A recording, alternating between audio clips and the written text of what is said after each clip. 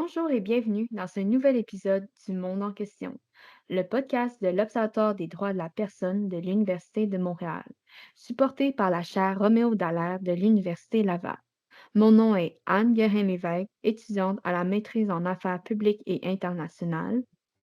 Mon nom est Alessandra Harris-Hidarer. Je suis étudiante à la maîtrise en environnement et développement durable, option enjeux sociaux et gouvernance, et récipiendaire de la bourse de recherche de l'Institut Michael Depéner sur les enjeux sociaux et gouvernance.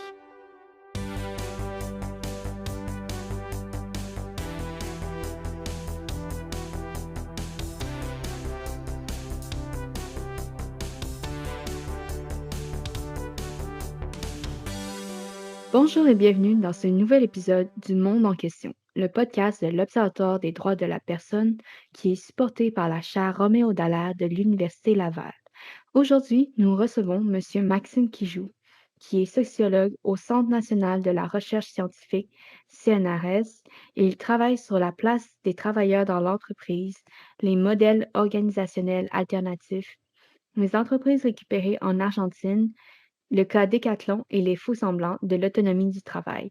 Il est l'auteur de Décathlon ou les tactiques de la vertu, sociologue politique d'une entreprise citoyenne, Gilet bleu, faux-semblant de l'autonomie au travail à Décathlon, adieu au patronat, lutte et gestion ouvrière dans une usine reprise en coopérative, néolibéralisme et autogestion, l'expérience argentine. Merci d'être avec nous, Monsieur Kijou.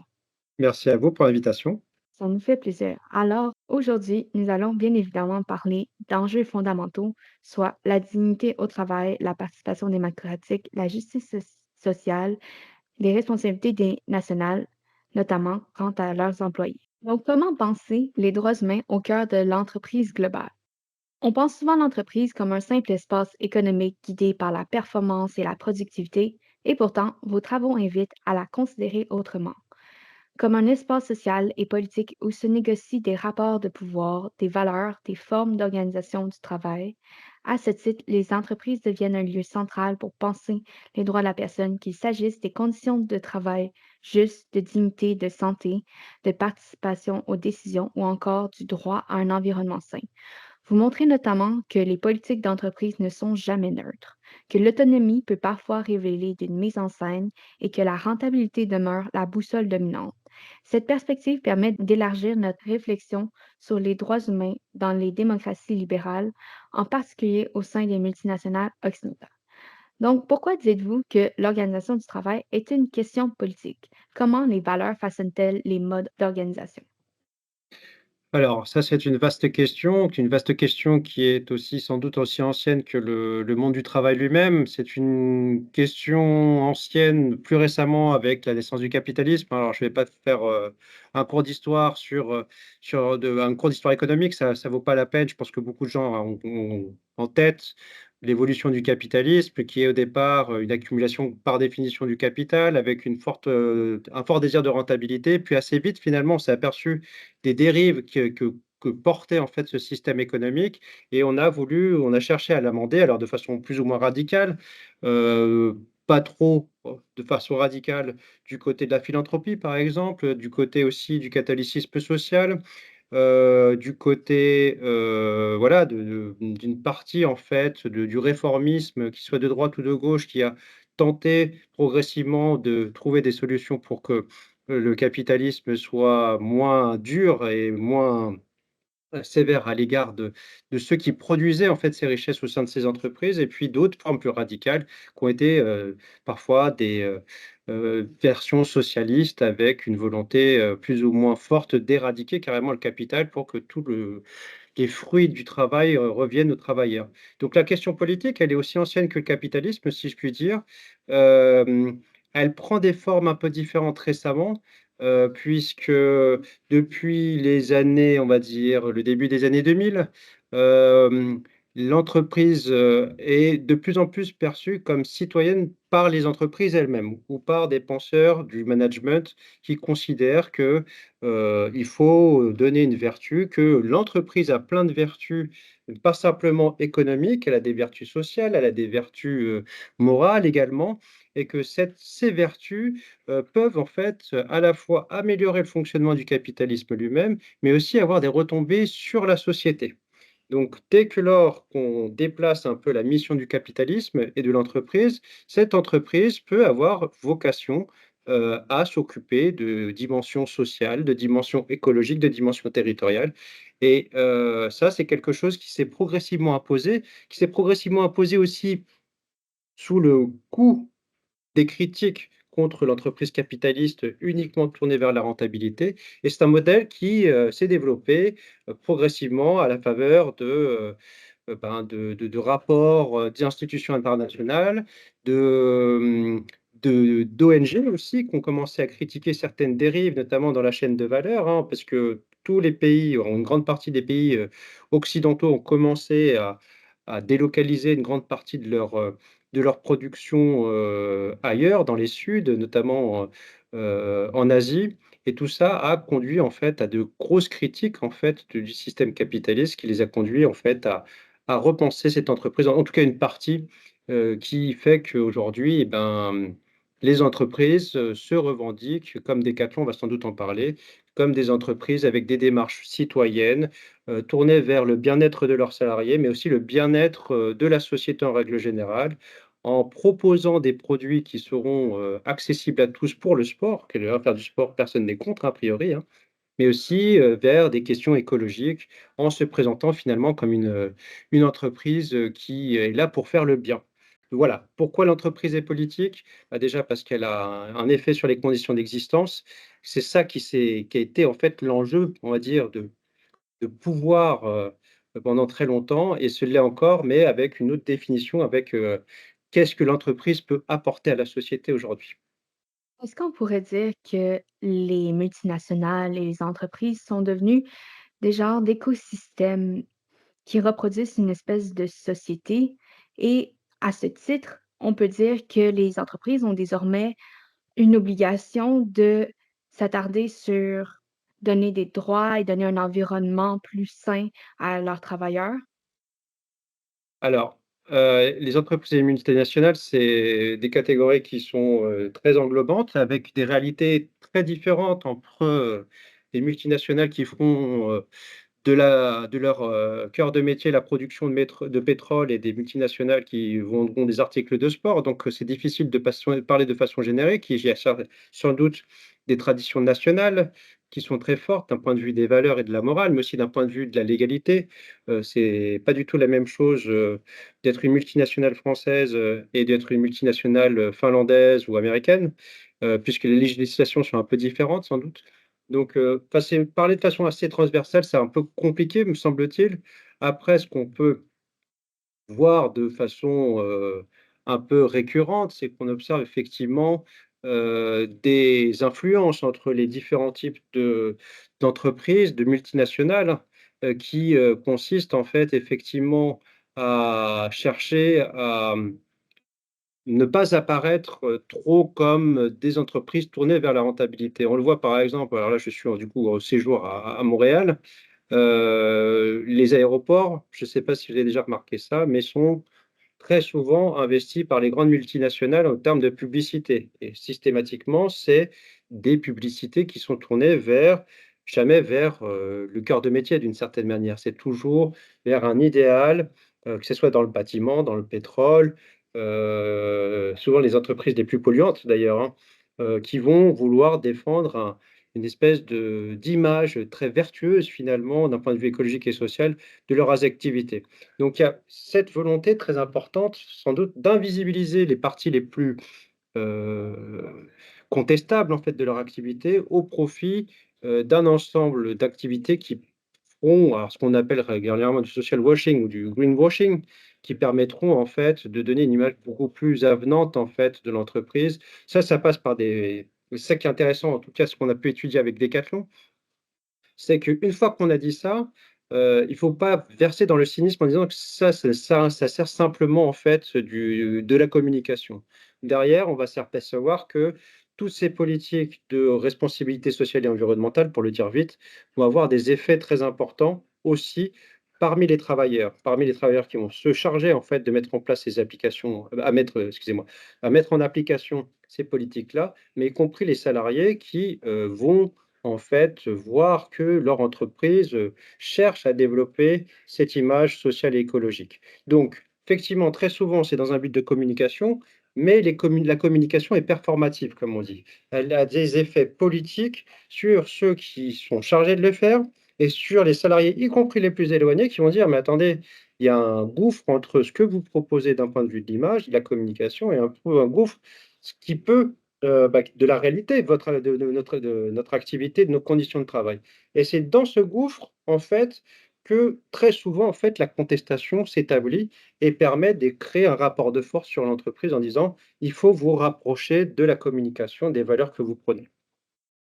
Justement, si on considère l'entreprise comme un espace où se jouent des rapports de pouvoir et des formes de participation, il devient particulièrement intéressant d'examiner comment certaines entreprises mettent en avant des modèles organisationnels qui sont fondés sur l'autonomie et l'engagement des salariés. Decathlon, justement, comme vous l'avez étudié, projette l'image souvent d'une entreprise participative, écologique, socialement responsable, où les travailleurs bénéficieraient d'une grande autonomie et seraient pleinement impliqués dans la vie de l'organisation. Image qui s'inscrit dans un discours plus large qui est porté par de nombreuses multinationales aussi qui valorisent une culture d'entreprise basée sur la confiance, l'initiative et l'engagement. Cependant, comme vous l'expliquez, beaucoup de grandes entreprises globalisées, comme Decathlon, s'inscrivent également dans des chaînes d'approvisionnement mondialisées, notamment en Asie. Et ces chaînes font l'objet de pressions de la part d'ONG, de normes internationales, de cadres onusiens, qui visent à encadrer les pratiques des entreprises en matière de droits humains et de conditions de travail.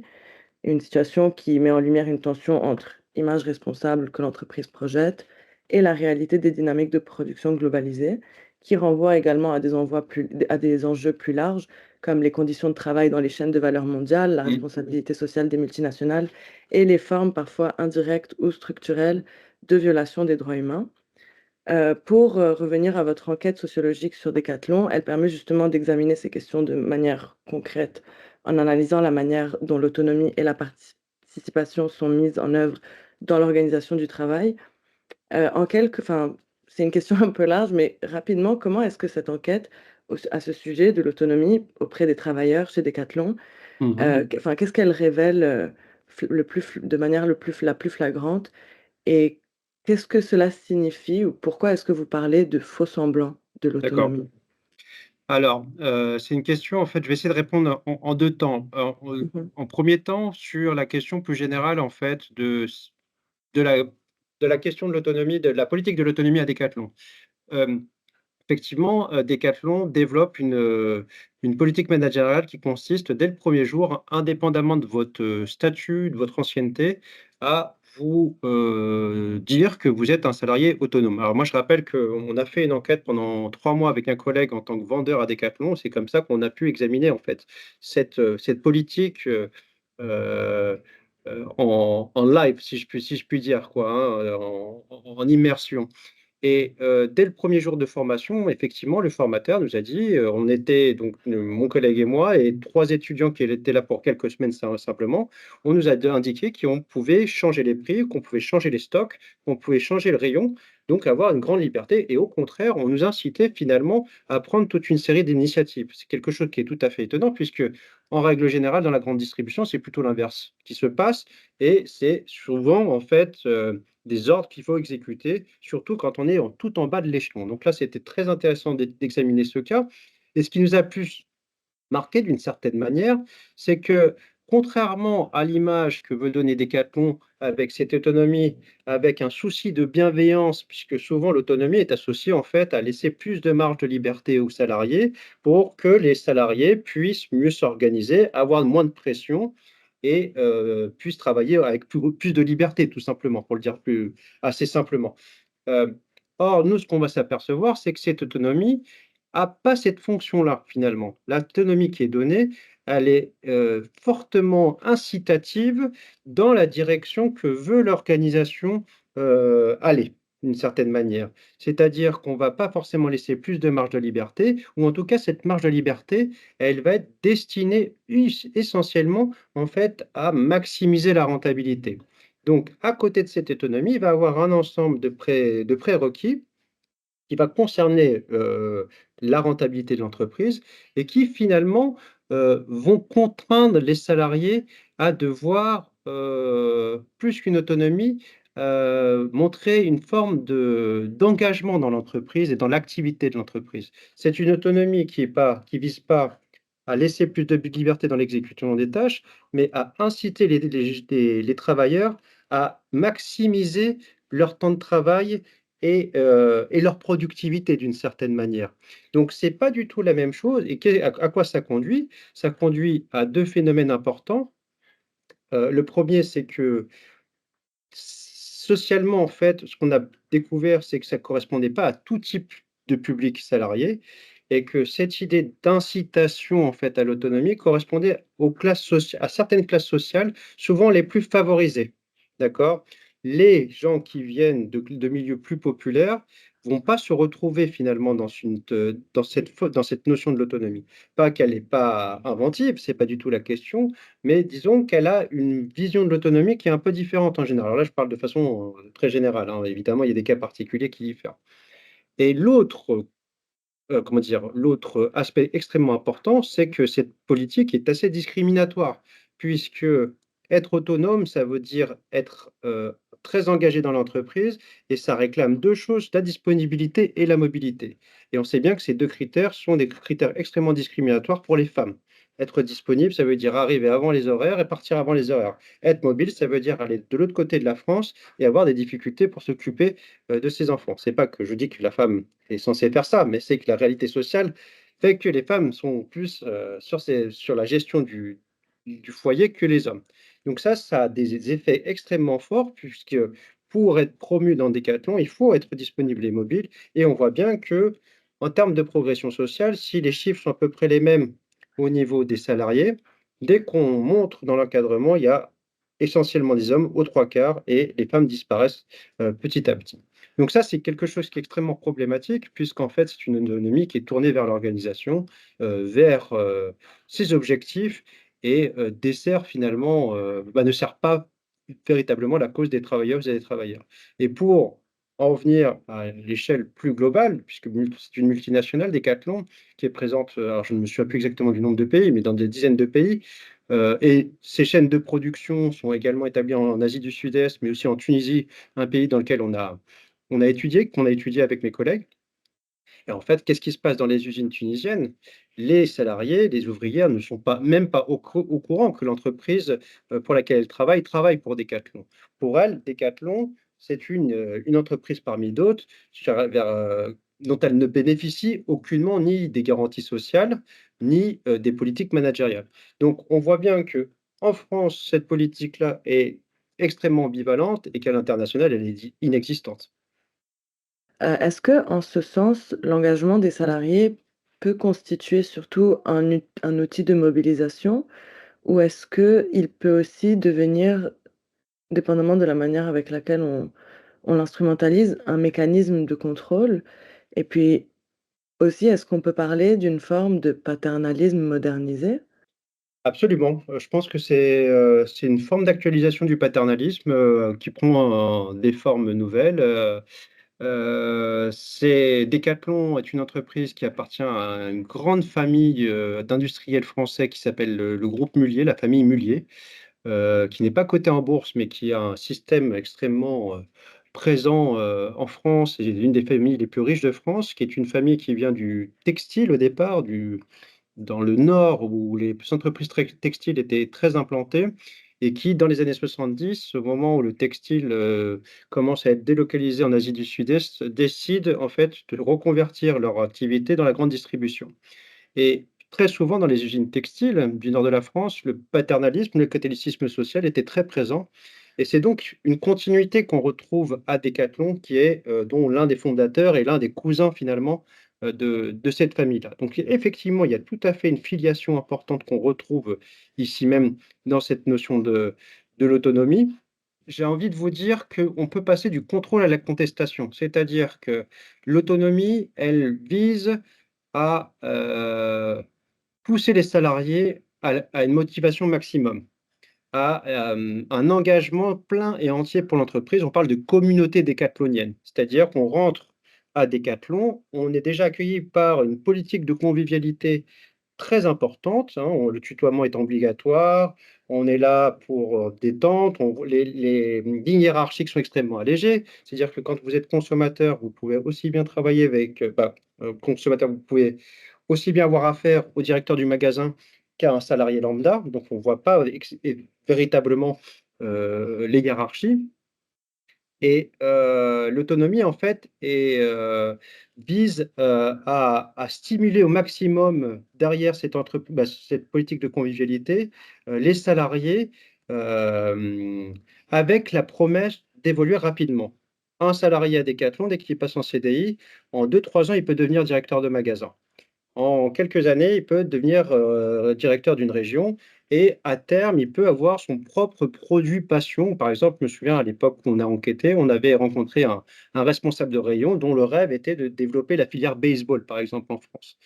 Donc il y a vraiment cette promesse et cette, incitation à se projeter dans l'entreprise qui est très, très forte et qui finalement constitue la base de l'engagement au travail. On se dit, bah, surtout quand on est jeune, hein, on vient d'être juste diplômé, on vous promet d'être directeur de magasin quelques années plus tard. Quand on a envie d'avoir une reconnaissance sociale et professionnelle, ça peut être tout à fait stimulant. Du coup, cette carotte, si je puis dire, heu, va permettre à Decathlon de tailler un peu sur mesure les candidats à cette promotion. Donc le contrôle, il passe par là, c'est-à-dire qu'ils ont toute une série de savoir-être qui vont demander, heu, d'être respectés en fait par les salariés de Decathlon. Sauf que qu'est-ce qui se passe lorsque cette promesse n'arrive pas, n'advient pas? C'est là où on voit finalement de grosses désillusions qui sont source de mobilisation. On a rencontré des salariés qui nous expliquaient que pendant 2-3 ans, ils s'étaient acharnés à s'engager dans l'entreprise. Le directeur de magasin changeait et les promesses qui avaient été tenues par son prédécesseur n'étaient plus à jour. Et là, désenchantement, ils prennent conscience qu'il existe un droit du travail, qu'il existe des règles, que c'est pas simplement sur du donnant-donnant à l'oral, qu'il faut aussi respecter des règles beaucoup plus formelles. Et là, très souvent, ils s'aperçoivent en fait que Decathlon n'était pas là pour, les faire, évoluer, mais que Decathlon se servait de cette promesse-là pour mieux les exploiter, pour le dire simplement.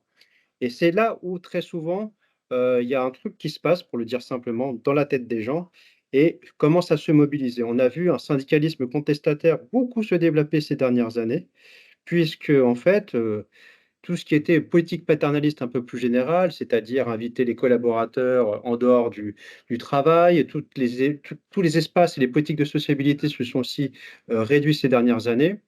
Et beaucoup finalement se disent: «Mais, on n'est plus que des pions», alors que Decathlon faisait un peu semblant d'être une entreprise familiale et communautaire.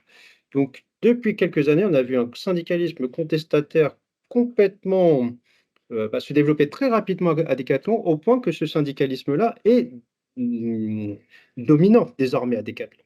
Avec cette idée de: «Decathlon nous fait croire qu'on est une grande communauté, sauf qu'au moment de verser des dividendes, ils se versent 1 milliard de dividendes en 2024, pendant que nous, on leur demande des augmentations de salaire et qu'ils nous disent que les augmentations de salaire ne sont pas possibles. Donc vous voyez, c'est ce que je vous disais un peu au début quand on a commencé l'entretien, c'est, entre les promesses et la réalité se logent en fait finalement les tensions et les contestations possibles. Et là, le Decathlon offre un exemple, tout à fait emblématique.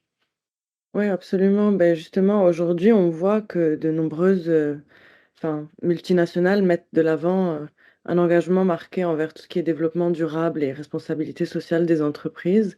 Donc pour passer à la troisième partie de l'entretien, ces initiatives, elles émergent dans un contexte où les entreprises font face à des pressions réglementaires croissantes, des attentes des citoyens de plus en plus fortes face à des enjeux et de réputation de plus en plus importants. Ces politiques contribuent à façonner donc l'image d'entreprises responsables, vertueuses, soucieuses de leur impact environnemental et social, mais soulèvent aussi plusieurs interrogations. Dans quelle mesure est-ce que ces engagements traduisent de véritables transformations des pratiques et dans quelle mesure aussi est-ce qu'ils révèlent des stratégies de communication ou de gestion de l'image de marque? Dans vos travaux, vous proposez justement d'analyser ces dynamiques, pardon, de manière critique entre conviction, impératif économique et ce que vous appelez les tactiques de la vertu. Vous montrez comment ces politiques se construisent et comment elles s'insèrent dans le fonctionnement des grandes organisations. Comment est-ce que s'est construit l'engagement environnemental de Decathlon et qu'est-ce que signifie justement l'expression tactique de la vertu que vous utilisez dans vos travaux? Alors, c'est une très bonne question. C'est vrai qu'on s'attarde pas toujours sur les tactiques de la vertu. C'est l'idée que, la question de la vertu, elle a été, poussée de façon plus ou moins, forte par le fondateur et par ses successeurs à la tête de Decathlon. Mais le terme de tactique, c'est un terme militaire qui consiste à, désigner les pratiques de défense face à une attaque. Donc là, on est bien finalement dans la situation de Decathlon, puisqu'en fait, les questions environnementales, les questions sociales, tout ce qui est lié aux responsabilités sociales et environnementales, ce qu'on va montrer, c'est qu'en vérité, Decathlon a plus été contraint de devoir se plier à un ensemble de pratiques que véritablement d'en faire une stratégie. La stratégie, c'est l'attaque, les tactiques, c'est la défense.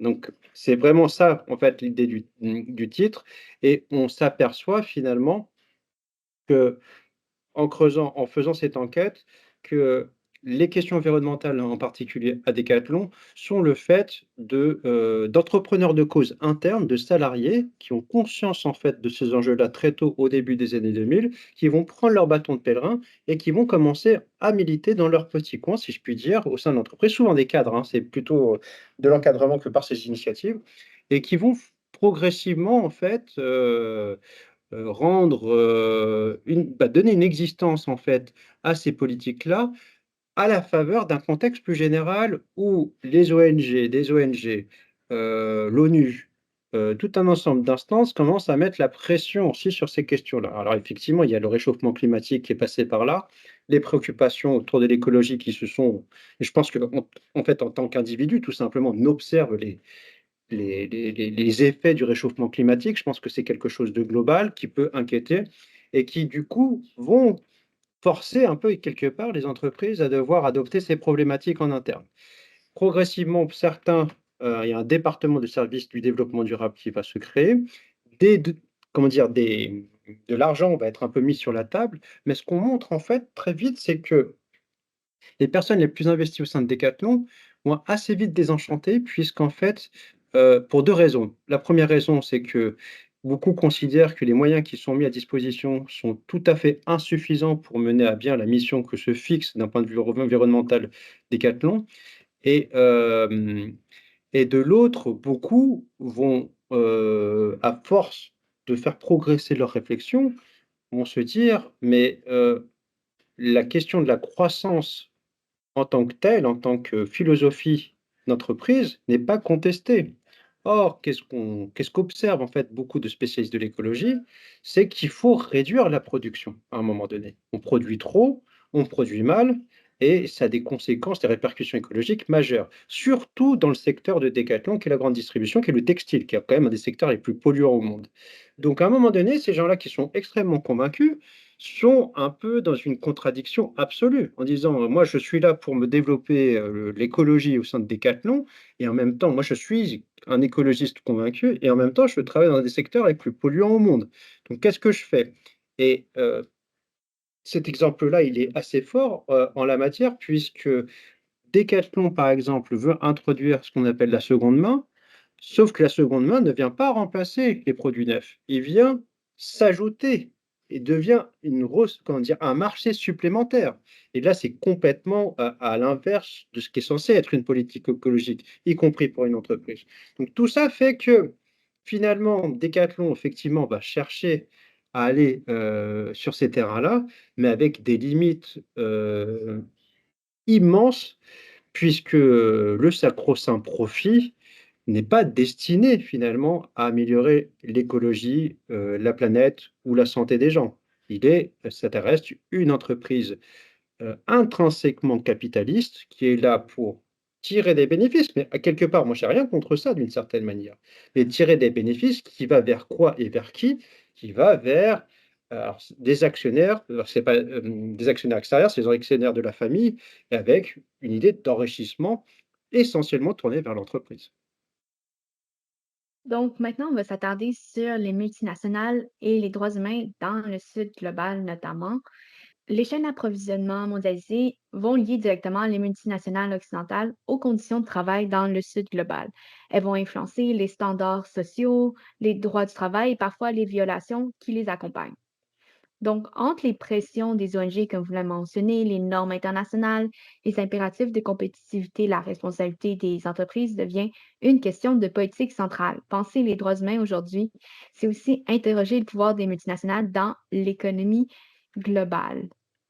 Et notamment, ça pose aussi la question de la compatibilité des multinationales avec celle de la justice sociale et environnementale. Parce que, comme vous l'avez mentionné, une multinationale a pour objectif ultimement de croître. Donc, quel rôle jouent les multinationales dans la régulation ou la dégradation des droits du travail à l'échelle mondiale? Et pensez-vous que la croissance économique est réellement compatible avec la justice sociale et environnementale dans ce domaine? Ouh là là, question éminemment politique, mais c'est très important d'avoir ce genre de questions et de débats. Alors, moi, je tiens à dire que je ne suis pas un spécialiste de ces questions-là, donc ma réponse, il faut la prendre avec prudence et avec modestie. Hem, les multinationales, elles, répondent à des objectifs, qui sont ceux, effectivement, de la croissance, de la rentabilité, du capital. La logique, elle est simple, c'est-à-dire qu'il y a des gens qui investissent dans une entreprise pour gagner de l'argent sur l'investissement dans cette entreprise. Le problème, je pense qu'il réside là, principalement. Après, les gens qui ont mandat d'aller chercher des profits dans cette entreprise, ils vont tout faire pour enrichir les actionnaires et enrichir l'entreprise, dont certains, travailleurs de l'entreprise sont des actionnaires de l'entreprise. C'est cette logique-là, en fait, qui est problématique. Le reste n'est que des conséquences de cette logique-là. Le problème étant que cette logique-là est tellement forte qu'elle va effectivement avoir des effets sur les droits humains, comme vous dites, puisqu'on va tout faire pour que le coût, qui est le principal coût d'une entreprise, c'est souvent les salaires, et les conditions de travail, pour que tout ça soit le moins coûteux possible. Et ça se fait pas au détriment d'une machine ou d'un immeuble ou que sais-je encore. Ça se fait au détriment de personnes et de l'environnement le plus souvent. Donc le problème, voilà, il commence déjà ici. Ensuite, il participe souvent à des systèmes, alors là, je parle une fois de plus avec beaucoup de prudence, mais parce que je ne veux pas verser dans la caricature, mais il va s'appuyer sur des pays ou sur des systèmes nationaux qui vont avoir alors de la main-d'œuvre pas chère, mais aussi des modèles législatifs assez défaillants. D'accord? Pourquoi on a délocalisé aussi une grande partie, de la main-d'œuvre, bah, pas de la main-d'œuvre, mais de l'industrie dans certains pays des Sud, c'est que la législation était extrêmement, malléable d'une certaine manière. Donc, il y a eu des contestations dans ces pays-là, hein, de salariés qui ont demandé des augmentations de salaire. Avec conflits du travail dans le monde, la Chine est un des pays où il y a eu le plus de conflits du travail dans le monde, par exemple. Alors, c'est pas forcément le pays le plus répressif par ailleurs, mais, fait que finalement, en fait, on va s'accommoder de régimes politiques qui vont permettre, en fait, la maximisation de l'action et du profit en règle générale. Donc, c'est compliqué en fait de trouver finalement des multinationales véritablement vertueuses, puisque la logique même de la multinationale consiste à maximiser le profit. On le voit bien, et ce sera mon dernier exemple, avec ce qui se passe en Europe. Il y a quelques années, la Communauté européenne a voté le devoir de vigilance. C'est-à-dire que les entreprises sont censées mesurer à chaque étape de la chaîne de valeur, les dangers que font encourir leur activité sur les conditions de travail et les salaires et les salariés. Ça a été un long combat d'une grande partie des ONG, d'une partie de la classe politique, etc. Et qu'est-ce qui est en train de se passer en ce moment? C'est que cette loi, qui était quand même pas extrêmement ambitieuse non plus, hein, c'était simplement d'avoir des indications, des indicateurs sur ce qui se passe, même pas une action là-dessus. Et ben, tout ça est en train d'être détricoté en ce moment, puisque en fait, on a une répercussion un peu, en cascade de l'arrivée de Trump et de sa politique, complètement assumée pour le coup, du profit de rien d'autre, hein. Alors lui, il s'embarrasse même pas avec les droits humains, y compris dans son discours, hein, rien ne l'intéresse si ce n'est le profit absolument, assumé. Et on s'aperçoit qu'en Europe, même si les gens se revendiquent pas de Trump, on sent que, une partie de la classe politique et surtout une partie de la classe économique se dit: bah oui, on s'embarrasse plus en fait maintenant. Là, ils nous embêtaient avec leurs histoires de devoirs de vigilance, avec, leur politique, mais à vrai dire, ils excusez-moi du terme, mais ils nous emmerdent avec leurs trucs, hein. Nous, notre priorité, c'est quand même d'enrichir les actionnaires et à ce titre, on va essayer de se débarrasser le plus possible de certains mécanismes, ni si même pas de régulation, mais d'information sur ce qui se passe. Et là, on voit en fait, vraiment un recul très important en mat de dans ce domaine-là en ce moment en Europe, qui est assez préoccupant et qui fait que le seul espace et c'est un peu la conclusion du livre Décathlon ou les tactiques de la vertu, une entreprise, elle est pas là pour faire des politiques publiques. Vous voyez ce que je veux dire? Elle est pas là pour s'occuper du Mhm. social et c'est même pire, c'est quand on leur laisse les clés du camion pour s'occuper du social et de l'environnement, ça sera forcément au détriment, du social et de l'environnement, d'une certaine manière. Qui est chargé de ça? C'est le peuple, pour le dire simplement, les individus qui a une souveraineté populaire grâce à la démocratie et qui décident des politiques publiques qui doivent être appliquées derrière. Et c'est ça qui est très important, c'est un principe démocratique. C'est à nous, en tant que citoyens et citoyennes, de décider des politiques publiques et pas des groupes privés qui vont décider ou donner l'impression d'agir sur ces domaines-là, alors qu'ils ont aucun mandat politique et en plus de ça, qu'ils n'ont pas véritablement d'ambition dans ces domaines-là. Notamment à cet effet, que pensez-vous du fait que des multinationales vont avoir leur propre méthode de gestion interne? Donc, ils vont créer un espèce de mini-état de droit dans leur propre compagnie pour justement, comme vous avez dit, remettre en question la souveraineté des États en termes de, par exemple, droit du travail.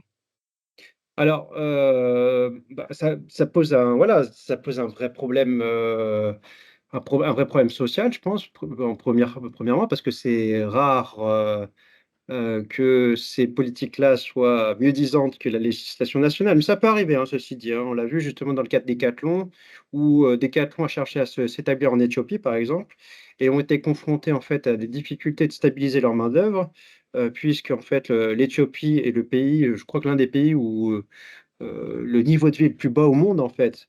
Et ils avaient besoin, en fait, d'un salaire minimum pour faire venir les gens. Parce que les gens, sinon, ne voulaient pas venir, en fait, travailler à Decathlon. Ils avaient pas de voilà, il y a eu d'autres priorités et cetera. Et ils ont milité, en fait, pour qu'il existe, en fait, un salaire minimum en Éthiopie. Alors là, ils se sont confrontés à d'autres multinationales qui étaient vent debout contre ce projet-là. Donc voilà, il exister parfois, en fait, des politiques, d'entreprise qui vont pouvoir, militer au mieux-disant. Mais en règle générale, c'est, vraiment, pour, des politiques un peu plus au rabais et surtout avec cette idée quand même qui est très, très forte d'une espèce de de de de surpuissance en fait, de l'entrepreneur et de l'entreprise. Comme si l'entreprise et les multinationales n'étaient, pas, sujettes en fait au droit, d'une certaine manière. Et ça, c'est extrêmement problématique. À quel titre en fait une entreprise ou un entrepreneur ne devrait pas se soumettre au droit comme tout le reste en fait, des citoyens et des citoyennes d'un pays ou d'un pays? On a ce gros problème-là en France, en ce moment avec, la découverte en fait de plusieurs dizaines de milliers, de personnes qui sont millionnaires ou milliardaires et qui ne payent pas d'impôts. Donc alors, en dehors de la dimension éthique, considérant que en fait, normalement, plus on gagne d'argent, plus on est censé en fait, bah, pas forcément plus, mais en tout cas, donner à la hauteur de ses moyens, une contribution aux finances publiques, hein, tout simplement. On parle de ça, on parle de construire des hôpitaux, on parle de construire des écoles, on parle de faire fonctionner un pays, on ne parle pas d'exproprier l'argent des gens, hein. Mais en plus de ça, il y a une question politique. À quel titre, en fait, une partie des citoyens et des citoyennes du pays euh, bénéficient de droits, mais sans participer aux devoirs de ce pays-là. Euh, le fait de payer des impôts, par exemple, vous donne une forme de participation, de légitimité, en fait, dans la souveraineté. Alors, certaines personnes ne peuvent pas, et encore tout le monde paye des impôts, hein, par la TVA. Chaque fois qu'on consomme quelque chose, on paye des impôts. Mais du coup, ça pose la question du principe démocratique, tout simplement. Est-ce qu'on s'assoit sur l'idée qu'on tente le plus possible d'être tous égaux dans un pacte républicain, ou on considère que, bah, finalement, non, on est dans une espèce de démocratie censitaire. Alors pas justement pas par le pas par le paiement d'un impôt, puisque ces gens-là ne paient pas d'impôts, mais au contraire par des formes de soustraction à l'impôt et par des régimes, finalement politiques, où certaines personnes, en fait, seraient complètement, soustraites, en fait, des règles de l'entre du pays. Et ça, c'est des questions vers lesquelles on ne va pas toujours, en fait, finalement. On s'arrête, en fait, aux effets sociaux, mais il y a des effets politiques et démocratiques extrêmement importants qu'il faut rappeler, en fait. Je pense que ça, c'est parce qu'on voit le Trumpisme, pour le dire vite, et ses idées bah, pullulent parce qu'on ne rappelle pas assez souvent ces principes-là, me semble-t-il. Vous avez nommé beaucoup d'exemples qui proviennent de la France. Mais comme vous le savez, théoriquement, nous sommes un observatoire qui est basé au Québec, au Canada. Et donc, nous avons récemment accueilli plusieurs succursales de Decathlon. Ok. Donc, je sais que la raison de votre visite est probablement pas de faire une étude sur les décathlons au Québec, mais que pensez-vous de l'implantation des décathlons au Québec/Canada?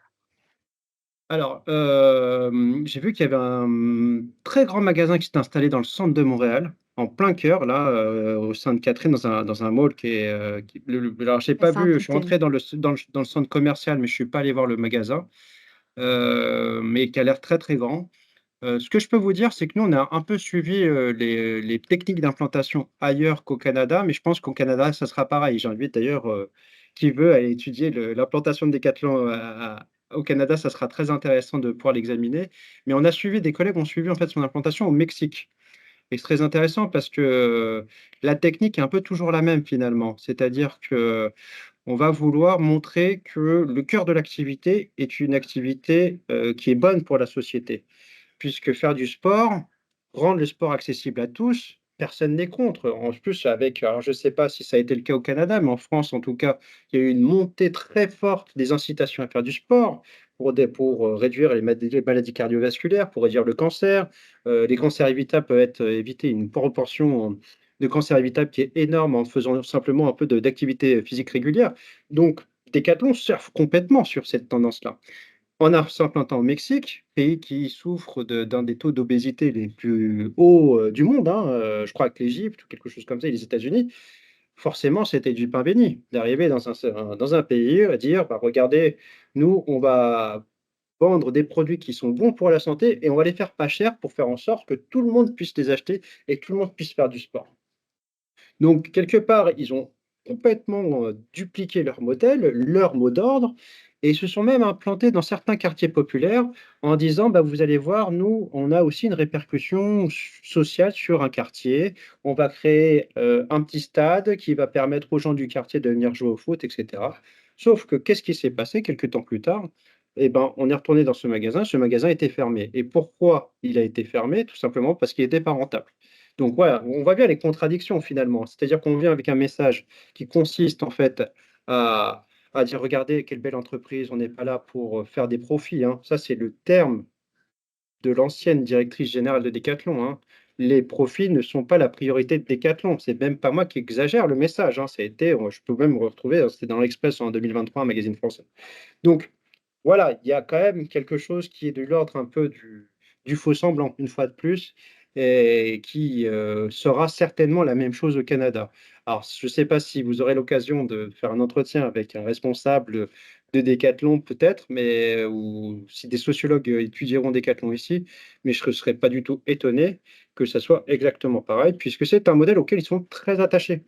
Voilà, c'est pas simplement pour la France, il y a une croyance dans ce modèle-là, dans les vertus de ce modèle-là, qui est très forte et qui les conduisent en fait à le reproduire à l'identique un peu partout dans le monde. Alors, pour enchaîner sur, une autre étude de cas complètement, hem, si certaines dynamiques qui sont observées dans les multinationales invitent à interroger la place des travailleurs dans l'entreprise, on voit aussi d'autres expériences qui permettent, d'imaginer des formes d'organisation du travail qui sont radicalement différentes. C'est notamment le cas des entreprises récupérées en Argentine que vous avez étudié dans vos travaux.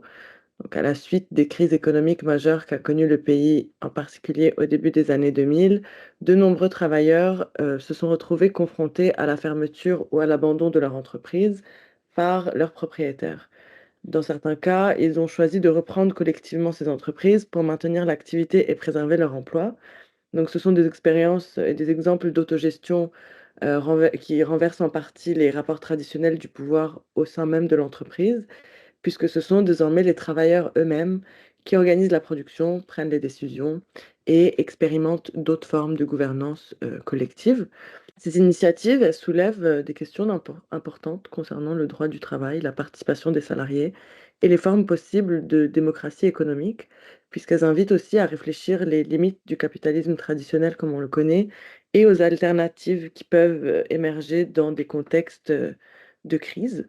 Est-ce que les entreprises récupérées, sont une réponse aux défaillances du capitalisme global? Alors, sont une réponse, oui, puisqu'en fait, basiquement, ça permet de sauver des entreprises et donc des emplois qui vont avec. Ça, c'est la première des réponses. Si on peut sauver des emplois, hein, surtout c'est sur généralement, ce sont dans des secteurs où, les salariés n'ont pas forcément la capacité de se recaser dans d'autres secteurs d'activité, donc ça permet de maintenir l'emploi. Mais ça permet pas simplement de maintenir l'emploi, ça permet de mieux redistribuer les richesses qui sont produites au sein des entreprises. Puisque très souvent, en fait, c'est ce qu'on disait, c'est bien parce que ça communique bien avec ce qu'on disait avant, c'est que le capitalisme, les multinationales, ont pour objectif de valoriser l'action d'une entreprise en direction des actionnaires, c'est-à-dire en direction des gens qui sont extérieurs à l'entreprise, mais qui mettent le capital dans l'entreprise. Là, si le capital s'en va, et ben, la valeur qui est produite dans l'entreprise, elle revient aux gens qui produisent cette valeur-là, donc aux salariés. Donc c'est un cercle finalement assez vertueux pour le coup, puisque ce sont et moi c'est toujours ce qui m'a fasciné, c'est la raison pour laquelle je suis allé vers ce type d'entreprise, c'est que ce sont les producteurs et les productrices qui ont l'intégralité des fruits de leur travail. Ce fruit du travail, cette plus-value, pour reprendre des termes marxiste, hein, elle n'est pas extraite et envoyée à d'autres qui ne travaillent pas au sein de cette entreprise-là. Donc, il y a une sauvegarde de l'emploi, il y a une sauvegarde, il y a une meilleure répartition des richesses produites en son sein et il y a aussi très souvent, un souci de la pérennisation des moyens de production. Puisque le problème du capitalisme aussi, c'est très souvent, surtout le capitalisme financiarisé, ça a été de racheter des entreprises, de geler les investissements, de geler les emplois, d'en tirer le maximum possible, souvent d'ailleurs grâce à des subventions pour maintenir l'emploi, et au bout de 3 ans, de fermer l'entreprise. Là, vu que c'est votre emploi, vos moyens de production, vous allez tout faire pour pérenniser ces moyens de production. Donc ça permet de maintenir à moyen terme ou à long terme, en fait, ces entreprises-là. Donc quelque part, pour moi, j'y vois peu d'inconvénients finalement. D'autant que ça soit en France et en Argentine, il y a des mécanismes très forts antispéculatifs sur ces entreprises-là qui sont très efficaces. C'est-à-dire que si vous voulez quitter la coopérative, vous partez pas avec la valeur de l'entreprise, vous parlez avec votre mise de départ, si je puis dire. C'est-à-dire si l'entreprise est devenue très, très riche, et ben, vous dites: «Bon voilà, je m'en fiche maintenant, hop, je prends mon argent et je m'en vais». Non, l'idée c'est que ces entreprises existent de façon perpétuelle, que cette entreprise-là puisse être transmise à d'autres travailleurs afin que cette activité puisse nourrir le plus de personnes possible, sur 10, 20, 30 ou 40 années. En France, il y a des entreprises qui ont 130 ans grâce à ce modèle-là et qui suivent toujours ce modèle-là. La question qu'il faut se poser ensuite, c'est comment ça marche dans un système capitaliste classique avec des politiques qui, favorisent peu ce modèle-là? C'est-à-dire que ça existe, mais les politiques publiques sont assez frileuses et les banques encore plus à l'égard de ce modèle-là. Et c'est là où le bât blesse, c'est qu'on s'aperçoit en fait qu'on est dans des systèmes sociaux, des systèmes philosophiques où on est convaincu que seuls les individus et le talent font les sociétés. Et ça, c'est un problème majeur puisqu'en fait, sans doute, il y a des gens et des talents qui existent, ça je le nie pas, sauf que cette façon de voir les choses très individualiste, en fait, conduit à disqualifier les autres formes d'être ensemble, de lien social, de construction, en fait et discrédite, en fait, toutes les tentatives, en fait, qui viennent à la fois de gens qui ne se revendiquent pas de façon sous les traits du talent individuel, qui ne proviennent pas des classes sociales un peu plus privilégiées et qui conduisent finalement à des situations où, des solutions existent, sont extrêmement intéressantes d'un point de vue social et économique, hein, parce que ces entreprises sont performantes, hein. En France, les reprises d'entreprises en société coopérative ont des taux de pérennité à 5 ans de 79 quand les entreprises classiques sont de 61 simplement. Donc vous voyez, il y a ça dure plus longtemps.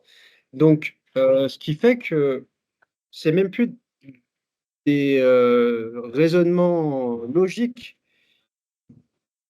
qui ferait qu'on exclut ce type d'entreprise, puisque d'un point de vue rationnel, ce sont les entreprises qui fonctionnent mieux. Mais voilà, mais c'est cette croyance entre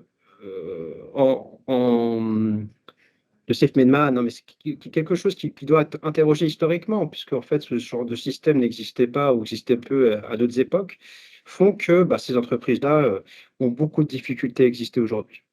Merci beaucoup. Justement, à travers, ces différents exemples, on peut voir que l'entreprise, donc, c'est pas seulement un acteur économique, c'est un lieu où se jouent des rapports de pouvoir, des choix politiques, des enjeux fondamentaux de droits humains et entre donc impératifs de rentabilité, exigences sociales, urgence écologique, repenser le travail et l'organisation économique apparaît comme un défi central de notre époque. Pour conclure, et de clore, avant de nous quitter, quelles transformations vous semblent, aujourd'hui les plus urgentes pour mieux concilier activité économique et respect des droits humains? Est-ce que les citoyens ont réellement un pouvoir en tant que consommateurs? Alors, ils ont un pouvoir en tant que consommateurs, mais surtout en tant qu'électeurs. Je crois que c'est ça qui est très important, en fait, dans la possibilité, des régimes les plus démocratiques, évidemment, hein. Mais je pense que c'est ça dont on parle, hein, parce qu'on parle surtout des pays où on vit, c'est-à-dire le Canada et la France, hein, pour me concernant. Je pense que, et c'est cohérent avec ce que je vous dis depuis le début, c'est-à-dire que c'est dans des contextes démocratiques que se décident les choix, les grands choix importants. Et je pense qu'il est, important de soutenir, des organisations, des programmes politiques qui font, effectivement du droit humain et de l'écologie des priorités, mais pas des semi-priorités ou c'est pour ça qu'il faut qu'on soit en tant que citoyen, il faut qu'on soit des citoyens éclairés et exigeants. C'est pour ça que ce genre de podcasts, sont importants, me semble-t-il. Hem et pour moi, je pense qu'on a créé une invention qui a presque 200 ans, en tout cas 150 ans, qui est fondamentale, qui est le droit du travail et le syndicalisme, en fait. Il faut, faire en sorte que, la législation soit protectrice en direction des travailleuses et des travailleurs. Je ne vais pas vous faire des choses extrêmement novatrices, hein, sur ces questions-là, mais, le droit du travail, le code du travail, des législations qui soient à la fois ambitieuses et respectées, puisqu'en fait, parfois la législation existe, mais elle est absolument pas respectée. Hem, donc que l'État, en fait, fasse son travail de régulation et de protection. Il ne faut pas compter sur des fondations, sur tout ce qui est du domaine du privé, parce que le domaine du privé va avoir ses intérêts privés. Le domaine public a non seulement, normalement, la légitimité populaire grâce au vote et la souveraineté et a les moyens de mieux réguler tout ça. Mais pour ça, ça veut dire quoi? Ça veut dire que, l'intérêt général doit redevenir aussi une boussole des États contemporains, puisqu'on s'aperçoit que de plus en plus, finalement, en fait, beaucoup d'États, et on y compris en particulier en Europe, heu, sont de plus en plus, on va dire, à destination d'objectifs privés et plus à destination de l'intérêt général. Donc voilà, pour moi, c'est vraiment ça la base, c'est le droit, des droits, ambitieux et des droits protecteurs. Je suis pas sûr qu'on ait besoin de beaucoup de sophistication, puisque parfois on essaie de réinventer la roue en permanence, alors qu'en fait, des gens, ont beaucoup réfléchi par le passé et ont trouvé des solutions qui me semblent être toujours des solutions convaincantes. Donc, merci d'avoir pris le temps de faire cette entrevue avec nous. Mon nom est Anne Guérin-Lévesque, étudiante à la maîtrise en affaires publiques et internationales. Et moi, c'est Alessandra Harris-Sidarer, étudiante à la maîtrise en environnement et développement durable à l'Université de Montréal. Donc, merci d'avoir été avec nous. Bah, merci à vous pour cette invitation. Ça me fait plaisir. C'était Le Monde en question, le balado de l'Observatoire des droits de la personne, supporté par la chaire Roméo Dallaire.